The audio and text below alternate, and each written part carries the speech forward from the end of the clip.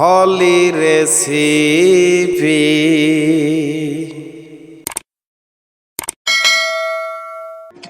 Hi viewers, আসসালামু আলাইকুম। হলি recipe channel থেকে আপনাদের সবাইকে স্বাগতম। চলে এলো রমজান, এর সাথে সাথে চলে এসেছে আমের সিজন।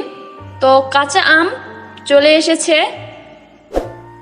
এই কাঁচা আম দিয়ে আমি এই ইফতার রেসিপিতে আপনাদের শরবত তৈরি করে দেখাবো। তাহলে চলেন শুরু করা যাক। এখানে আমি একটা আম নিয়েছি, দেখতে পাচ্ছেন।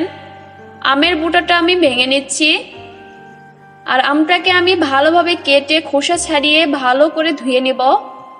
এই যে আমি ধুয়ে নিয়েছি, দেখতে পাচ্ছেন। একটা চাকুর সাহায্যে আমি ভালোভাবে আমের অংশগুলো আলাদা করে কেটে নিচ্ছি। ঠিক এমন করে আমি পুরো আমটাই কেটে নেব। আমি পুরো আম কেটে নিয়েছি, আর একটা ব্লেন্ডার নিয়েছি। এর মধ্যে দিয়ে দিচ্ছি আমগুলো, যেগুলো আমি টুকরো করে নিয়েছিলাম। দিয়ে দিচ্ছি পরিমাণ মতো চিনি। আর এই চিনিটা আপনাকে বুঝে দিতে হবে। যদি আমটা মিষ্টি হয়ে থাকে তাহলে চিনিটা কমিয়ে নেবেন, আর যদি আমটা খুব টক হয়ে থাকে তাহলে অবশ্যই চিনিটা বেশি দিতে হবে। দিয়ে দিচ্ছি ধনিয়া পাতা কুচি,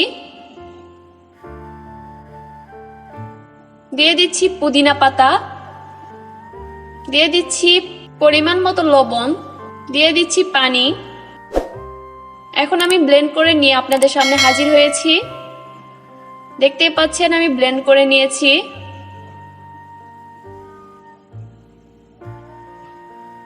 একটা ছাঁকনি নিয়েছি, আর এর মধ্যে আমি ছেঁকে নিচ্ছি।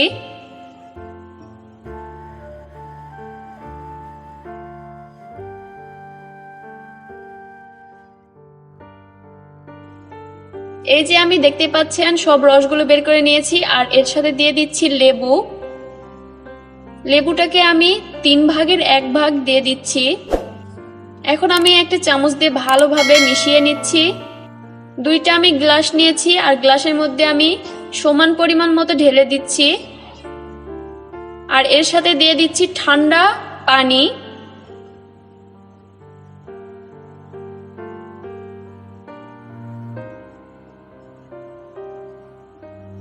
ফ্রিজের ঠান্ডা পানি আমি এর মধ্যে অ্যাড করে দিলাম।